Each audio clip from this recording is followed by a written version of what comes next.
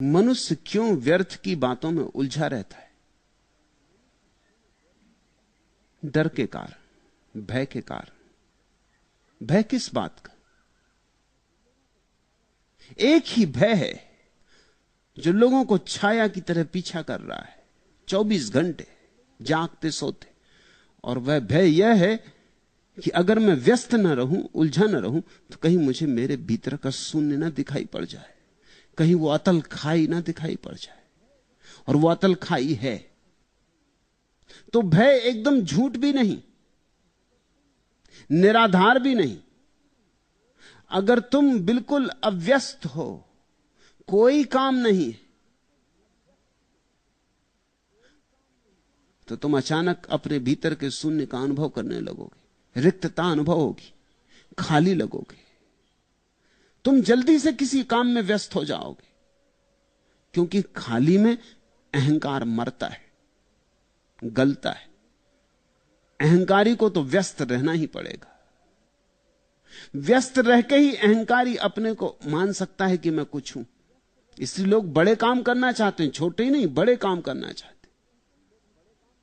ऐसे काम करना चाहते हैं कि दुनिया भर को पता चल जाए कि मैंने ये किया, कि मैंने वह किया। छोटे मोटे काम में रस नहीं आता। क्यों? क्योंकि छोटे मोटे काम छोटा मोटा अहंकार ही पैदा कर सकते। अब बुहारी लगाओ कि खाना बनाओ, कितना बड़ा अहंकार इसमें से पैदा करोगे। लेकिन प्रधानमंत्री हो जाओ, राष्ट्रपति हो जाओ, तो भारी अहंकार पैदा कर सकते हो कि मैं कुछ विशिष्ट हूं। 60 करोड़ लोगों में मैं कुछ विशिष्ट हूं। तो लोग दौड़ रहे हैं, भाग रहे हैं, ऐसी जगह पहुंच जाना चाहते हैं जहां कुछ विशिष्ट काम में उलझ जाएं, अपने को भर लेना चाहते। मनस्विद कहते हैं कि जो आदमी जितना ही अपने भीतर की शून्यता से घबराया होता है, उतना ही पद लोलुप हो जाता है। भीतर जो लोग हीनता की ग्रंथि से पीड़ित होते हैं, वे लोग पद लोलुप हो जाते। पद की दौड़ हीनता का प्रक्षेपण है। जो व्यक्ति सचमुच ही भीतर हीनता से पीड़ित नहीं होता, वो पद की दौड़ में नहीं होता। उसे करना क्या है? वो जैसा है वैसा परम आनंदित है। उसका आनंद प्रधानमंत्री होने में नहीं है, न बहुत धन इकट्ठा कर लेने में, न बहुत यशस्वी हो जाने में। उसका आनंद तो वो जैसा है वैसे में ही है। इसी को तो कल रज्जब ने कहा, संतोष से दोस्ती करो। संतोष से दोस्ती कौन करेगा? वही कर सकता है जो अपने भीतर के शून्य के साथ राजी होने का साहस रखता हो। और यह बड़े से बड़ा साहस दुस्साहस है। इस जगत में और कोई साहस इतना बड़ा नहीं कि तुम खाली बैठ जाओ। ध्यान में बैठने से बड़ा कोई साहस नहीं है। तुम थोड़ा सुनोगे तो तुम चौंकोगे, तुम कहोगे इसमें क्या बड़ा साहस। एक आदमी पालथी मार के आंख बंद किए बैठ गया घड़ी भर, इसमें साहस क्या है? साहस तलवार उठाने में नहीं, तलवार उठाने में कुछ साहस नहीं। ये जो घड़ी भर आदमी शांत होकर बैठ गया ना कुछ करने, शून्य होकर, इसमें साहस है। क्यों? क्योंकि यहां जैसे जैसे भीतर उतरेगा, जैसे जैसे कृत्य का जगत छूटेगा, विचार का जगत छूटेगा। क्योंकि विचार भी सूक्ष्म कृत्य है, वो मन का कृत्य है। कभी तुम शरीर का काम करते हो, शरीर के काम से छूटे तो तत्क्षण मन का काम शुरू कर देते, मगर काम जारी रहता है। जब दोनों काम छूट जाते हैं तो फिर क्या बचता है? तुम ही नहीं बचते। इसलिए मैं कहता हूं यह साहस। ध्यान में उतर के पता चलता है कि मैं कभी था ही नहीं, मेरा होना भ्रांति थी, मेरा होना एक सरासर झूठ था, मैं हूं ही नहीं। हिम्मत है इस बात को अनुभव करने की कि मैं हूं ही नहीं। और जो ऐसा जानता है कि मैं हूं ही नहीं, वही जान सकता है कि परमात्मा है। तुम दोनों साथ साथ ना हो सकोगे। प्रेम गली अति सांकरी, तामे दो न समा है। या तो तुम या परमात्मा। तुम मिटोगे तो परमात्मा हो सकेगा। तो वो जो शून्य तुम्हारे भीतर है परमात्मा की ही आभा है, उसका ही चेहरा है, उसके ही रूप रंग का अंग है, उसी निराकार का एक भाव है। तुमने पूछा मनुष्य क्यों व्यर्थ की बातों में उलझा रहता। अब सार्थक बातें रोज रोज खोजो भी कहां से? सार्थक बात ही क्या है? सभी बातें व्यर्थ की। सुबह से उठे अखबार पढ़ लिया, तुम सोचते हो कुछ सार्थक काम कर रहे हो। दिल्ली में किस पागल को जुकाम हो गया, किसको क्या हो गया, तुम सोचते तुम सार्थक बातें पढ़ रहे हो? तुमको बड़ी काम की बातें पढ़ रहे हो।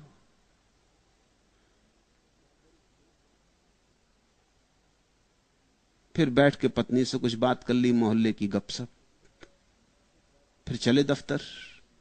तुम सोचते हो वहां को सार्थक काम कर रहे हो। सार्थक क्या है? इस सारे उपद्रव की सार्थकता इतनी ही है कि 2 रोटी मिल जाती। अब ये बड़े मजे की बात है, आदमी से पूछो कि रोटी किस लिए कमाते हो, वो कहते हो जीने के लिए। और उससे पूछो जीते किस लिए, वो कहता रोटी कमाने के लिए। ये कौन सी सार्थकता हुई? जीते इसलिए हैं कि रोटी कमाएं, रोटी इसलिए कमाते हैं कि जीना है। ये तो बड़ा वर्तुल हुआ, विशियस सर्किल हुआ, दुष्ट चक्र हुआ। इसमें सार कहां है? इसलिए जो बहुत बुद्धिमान है उनको यह बात दिखाई पड़नी शुरू हो जाती है कि तो सब असार है। उठे रोज सुबह, चले वही रोटी कमाने, सांझ फिर आके सो गए, सुबह फिर उठे, फिर चले रोटी कमाने। ऐसे ही आते जाते एक दिन समाप्त हो गए। पाया क्या? उपलब्धि क्या थी? हाथ क्या लगा? मृत्यु में जो बच सके वही सार्थक है। यह मेरी सार्थक की परिभाषा है। जिसको तुम मृत्यु में भी अपने साथ ले जा सको वही सार्थक है।